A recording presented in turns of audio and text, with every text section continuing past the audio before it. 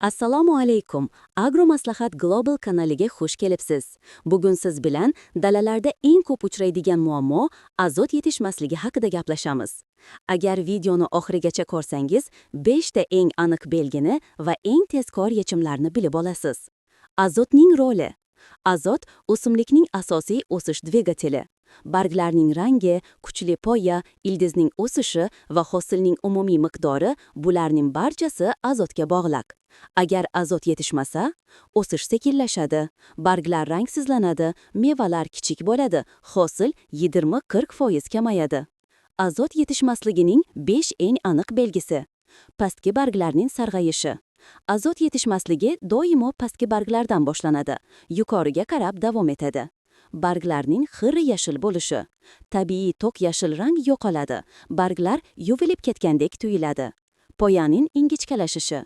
O'simlik energiyani tejay boshlaydi, natijada poya kuchsiz va ingichka bo'ladi. Gullashning kamayishi. Gul hosil qilishi to'xtaydi yoki juda sekinlashadi, natijada meva soni kamayadi. Mevalarning kichrayishi va rangsizligi.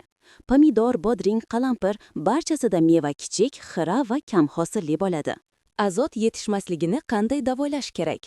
Quyidagilardan birini qo'llash tavsiya etiladi. Birinchisi, karbamid 46% azot. Barg orqali qo'llash 5 kilogramdan 7 kilogramgacha 1 gektar maydonga. Tomchilatib sug'orishda 3 kilogramdan 5 kilogramgacha 1000 litr suvga tayyorlanadi. Natijani 2-3 kunda ko'rishingiz mumkin. Amoniy nitrat 34% azot. Gektariga 100 kilogramdan 150 kilogramgacha solinadi. Sovuq havo va bahorda juda samarali, o'simlikni tez uyg'otadi. NPK 20-20-20 o'g'iti. Stressni kamaytiradi, bargni tiklaydi, o'sishni kuchaytiradi.